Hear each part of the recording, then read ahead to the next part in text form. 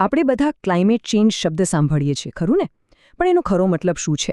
ચલો આજે આ આખા વિષયને ઊંડાણપૂર્વક સમજીએ. આપણે પૃથ્વીના વિજ્ઞાનથી શરૂ કરીને ભારતના ભવિષ્યના લક્ષ્યો સુધીની આખી સફર પર નજર કરીશું. આ આખી વાતને બરાબર સમજવા માટે આપણે એને 5 ભાગમાં વહેંચી છે. શરૂઆત કરીશું પૃથ્વીના કુદરતી વાતાવરણથી, પછી જોઈશું કે દુનિયાના દેશો કેવી રીતે ભેગા થયા, કાર્બન માર્કેટ શું છે સમજીશું, ઐતિહાસિક પેરિસ કરાર પર વાત કરીશું અને છેલ્લે ભારતની 5 મોટી પ્રતિજ્ઞાઓ વિશે જાણીશું. તો ચાલો શરૂઆત કરીએ એકદમ મૂળભૂત વાતથી. આબોહવા પરિવર્તનની સમસ્યા સમજતા પહેલાં એ જાણવું જરૂરી છે કે આપણી પૃથ્વી કુદરતી રીતે પોતાની જાતને ગરમ કેવી રીતે રાખે છે. ક્યારે વિચાર્યું છે કે અંતરિક્ષમાં તો કડકડતી ઠંડી છે, તો પછી આપણી પૃથ્વી પર જીવન માટે આટલું સરસ તાપમાન કઈ રીતે જળવાઈ રહે છે? આનો જવાબ એક કુદરતી પ્રક્રિયામાં છુપાયેલો છે. જુઓ, જ્યારે સૂર્યની ગરમી પૃથ્વી પર આવે છે ત્યારે થોડી ગરમી પાછી અંતરિક્ષમાં જતી રહે છે, પણ આપણા વાતાવરણમાં અમુક વાયુઓ છે, જેમ કે કાર્બન ડાયોક્સાઇડ અને મીથેન, જે આ ગરમીને પકડી રાખે છે. આનાથી જ પૃથ્વી પર હૂંફ જળવાઈ રહે છે. વિજ્ઞાનની ભાષામાં આ કુદરતી પ્રક્રિયાને ગ્રીનહાઉસ ઇફેક્ટ કહે છે. તે પૃથ્વી માટે એક રક્ષણ આપતા ધાબળા જેવું કામ કરે છે. પણ સમસ્યા ત્યારે થાય છે જ્યારે ફેક્ટરીઓ અને વાહનોના પ્રદૂષણને લીધે આ ધાબળો વધુ જાડો થઈ જાય છે અને પૃથ્વી જરૂર કરતાં વધારે ગરમ થવા લાગે છે. જેમ જેમ આ સમસ્યાની ગંભીરતા દુનિયાને સમજાઈ તેમ તેમ બધા દેશોએ ભેગા મળીને તેનો ઉકેલ શોધવાના પ્રયત્નો શરૂ કર્યા. ચાલો જોઈએ કે આ વૈશ્વિક પ્રયાસોની સફર કેવી રહી. આ સફરની શરૂઆત થઈ હતી 1972ના સ્ટોકહોમ સંમેલનથી. એ પછી 1992માં રિયો અર્થ સમિટમાં UNFCCC નામનું એક વૈશ્વિક માળખું બન્યું, જેનો હેતુ ક્લાઇમેટ ચેન્જ સામે લડવાનો હતો. ત્યાર પછી 1997નો ક્યોટો પ્રોટોકોલ અને 2015નો ઐતિહાસિક પેરિસ કરાર આ સફરના ખૂબ જ મહત્વના પડાવ છે. હવે આ બધા વૈશ્વિક કરારોમાંથી એક બહુ જ રસપ્રદ વિચાર બહાર આવ્યો: કાર્બન માર્કેટ. આ એક એવું આર્થિક સાધન છે જે પર્યાવરણના લક્ષ્યોને પૂરા કરવામાં મદદ કરી શકે છે. તો આ કાર્બન બજાર છે શું? સાવ સરળ શબ્દોમાં કહીએ તો આ એક એવી સિસ્ટમ છે જ્યાં કાર્બન ઉત્સર્જન ઘટાડવાનો વેપાર થાય છે.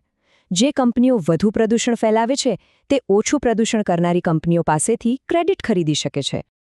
ચાલો જોઈએ કે આ સિસ્ટમ કામ કેવી રીતે કરે છે. સૌથી પહેલાં દરેક કંપની માટે કાર્બન ઉત્સર્જનની એક લિમિટ નક્કી થાય છે. જે કંપનીઓ એ લિમિટ કરતાં ઓછું ઉત્સર્જન કરે તેમને ક્રેડિટ મળે છે. એ ક્રેડિટનો મતલબ છે 1 ટન કાર્બન ઉત્સર્જન ઓછું કરવું. પછી આ ક્રેડિટ એ કંપનીઓને વેચી શકાય છે જેમણે પોતાની લિમિટ કરતાં વધુ ઉત્સર્જન કર્યું હોય.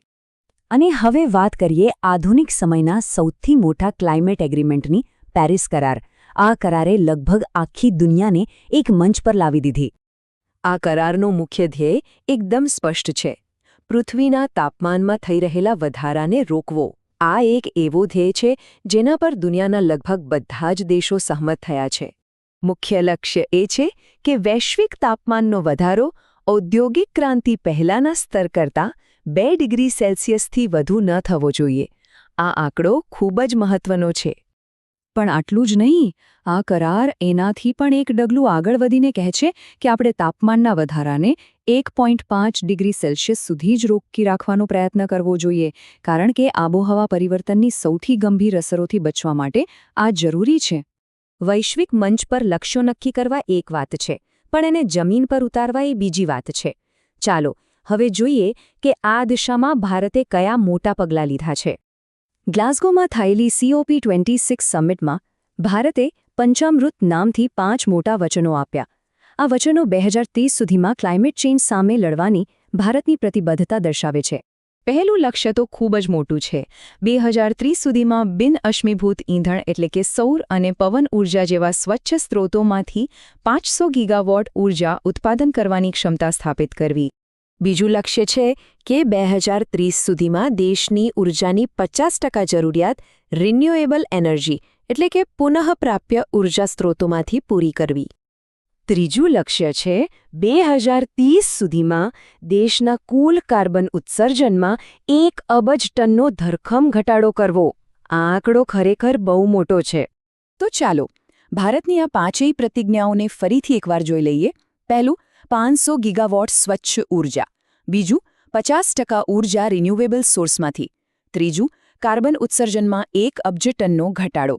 ચોથું, અર્થતંત્રની કાર્બન તીવ્રતામાં 45%નો ઘટાડો. અને પાંચમું અને સૌથી લાંબા ગાળાનું લક્ષ્ય 2017 સુધીમાં નેટ ઝીરો એટલે કે શૂન્ય કાર્બન ઉત્સર્જનનું સ્તર હાંસલ કરવું. તો વૈશ્વિક સ્તરે લક્ષ્યો નક્કી થઈ ગયા છે અને દેશોએ પ્રતિજ્ઞાઓ પણ લઈ લીધી છે. પણ સવાલ એ છે કે હવે આગળ શું? આ મોટા વચનોને હકીકતમાં કેવી રીતે બદલી શકાશે? અને કદાચ સૌથી મોટો સવાલ એ છે કે આ મહાપ્રયાસમાં આપણી ભૂમિકા શું હશે? આ સવાલ સાથે જ આજની વાત પૂરી કરીએ છીએ.